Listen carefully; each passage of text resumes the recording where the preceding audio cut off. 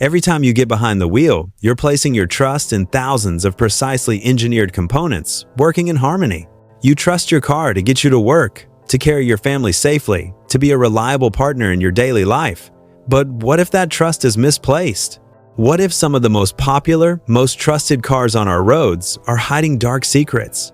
In workshops across the country, there's an unspoken list. It's not about the fastest or the most beautiful cars. It's the blacklist. The cars that mechanics know, with a weary sigh, will be back time and time again. These aren't exotic supercars with temperamental personalities.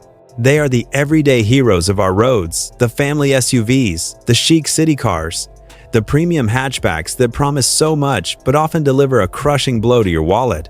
They look like the sensible choice on the dealership forecourt, but they carry ticking time bombs under the bonnet, engines with fatal design flaws, gearboxes made of glass, and electrical systems so complex they seem to have a mind of their own. Today, we're pulling back the curtain. We're revealing the 10 cars that mechanics secretly wish you'd stop buying. This isn't about scaremongering. It's about empowering you with the knowledge the professionals have. But before we dive into our list, if you believe that knowledge is power, especially when it comes to avoiding financial disaster, then do yourself a favor and hit that subscribe button right now. We're dedicated to bringing you the insider truths of the automotive world that can save you thousands. Ring the bell, and you'll never miss an update that could protect your hard-earned money. Now let's get into it. Car number 1, the premium badge with a thirst for oil. Audi A3 1.4 TFSI Prox 2008 to 2013, the Audi A3. For decades, it has been the definitive premium hatchback in the UK and Europe. It's the car you stretch your budget for, a tangible symbol of success and intelligent engineering. It promises the rock-solid quality of a German saloon in a compact, stylish package. It feels like the safest, smartest step up from a mainstream brand. But in the workshop, that pristine image begins to tarnish, particularly in the second-generation models produced roughly between 2008 and 2013. Mechanics know the 1.4 TFSI engine from this era not for its smooth power delivery, but for its alarming appetite for engine oil. Many owners are shocked to find themselves constantly topping up the oil between services, a symptom of a deeper issue often traced back to the piston rings and the positive crankcase ventilation (PCV) system. When these components don't seal properly, oil bypasses them and is burned away in the combustion chamber. This isn't just an inconvenience. Running low on oil can lead to catastrophic engine damage. But the nightmare doesn't stop there. This engine is also notorious for premature timing chain stretching. That faint rattle on a cold start is the engine's cry for help, a warning of a repair bill that can easily spiral into the thousands. It's a frequent visitor to the garage, turning the dream of affordable luxury into a recurring financial nightmare. Car number 2, the stylish crossover's fatal design flaw. Peugeot 3081-2 PureTech Approx. 2013 to 2020. Now for a car that won awards, a darling of the European motoring press, the Peugeot 308.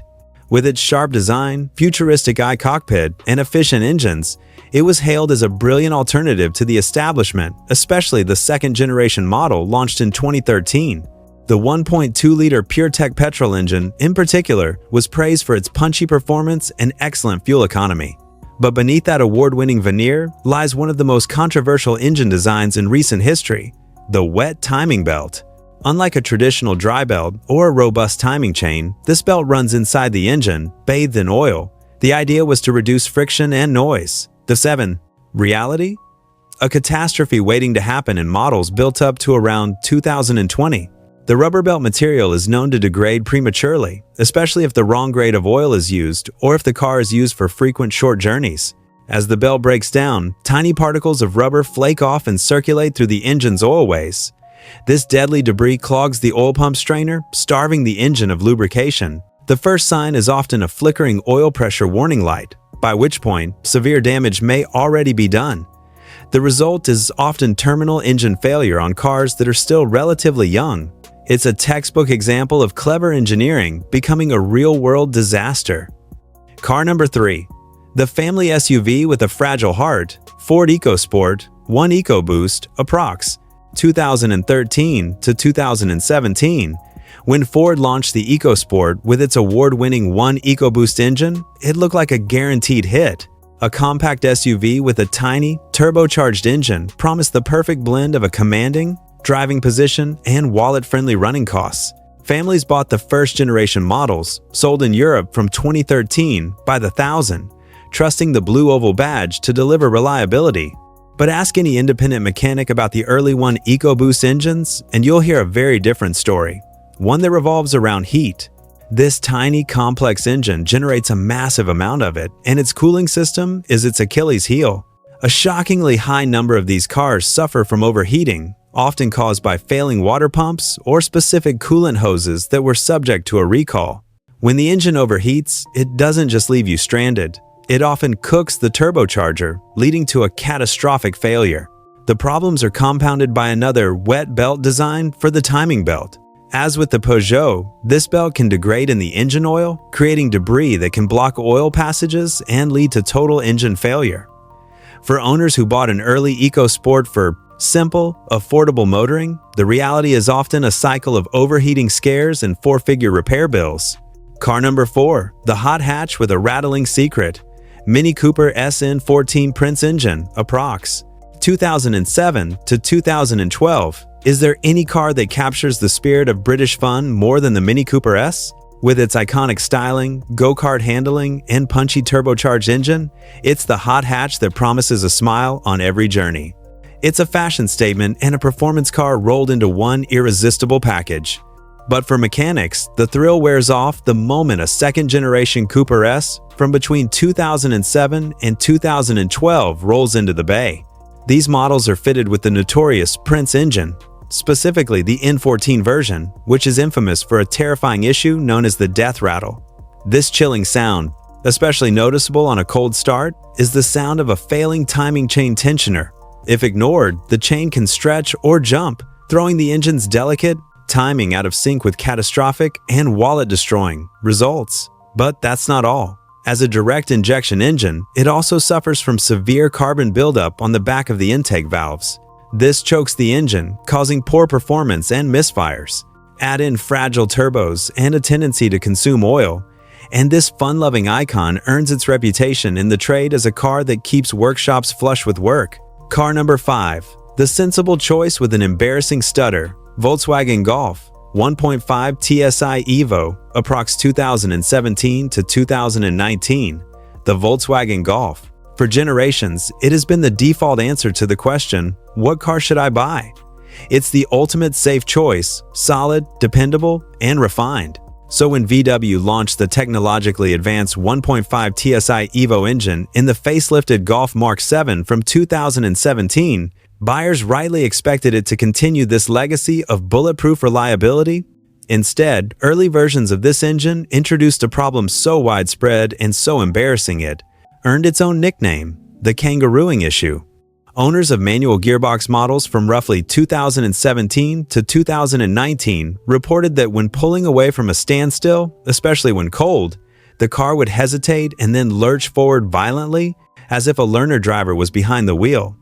This fault was traced back to the software controlling the engine's complex systems.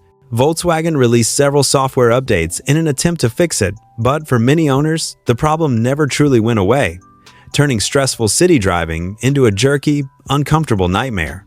While not a catastrophic mechanical failure, this persistent flaw undermined the very reason people buy a Golf, to have a car that simply works without any surprises. Car number 6, the budget SUV riddled with gremlins. Renault Kadjar, approx 2015 to 2018. On paper, the Renault Kadjar was a masterstroke. When it launched in 2015, it took the reliable underpinnings of the phenomenally successful Nissan Qashqai, wrapped them in a stylish French body, and offered it at a more competitive price. For families looking for a modern, spacious, and affordable SUV, it ticked every single box. Once on the road, however, particularly with early models from 2015 to 2018, that illusion of simple, reliable motoring often shatters. The Kadjar has become known in the trade for a bewildering array of electrical gremlins. Dashboards light up like a Christmas tree, key cards refuse to be detected, parking sensors develop a life of their own, and infotainment systems freeze for no reason. For owners of the popular 1.5 DCI diesel model, the headaches are often mechanical too. These engines are particularly prone to injector failures. Furthermore, like many modern diesels, they suffer badly with blocked diesel particulate filters if they're used primarily for short urban journeys. The Kadjar's greatest failing is its unpredictability. Some owners have flawless experiences, while others are plagued by a constant stream of frustrating faults. Car number 7, the Italian Charmer with a nightmare gearbox, Fiat 500 liters approx. 2012 to 2017, Fiat's plan for the 500 liters was simple.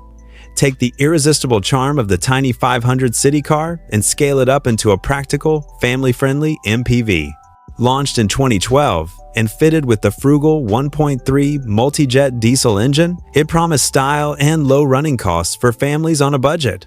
In reality, and especially when equipped with the notorious dual-logic automated manual transmission, the 500 liters is a car that makes mechanics groan. The dual-logic gearbox is infamous for its jerky, unpredictable shifts and, more alarmingly, its propensity for complete failure.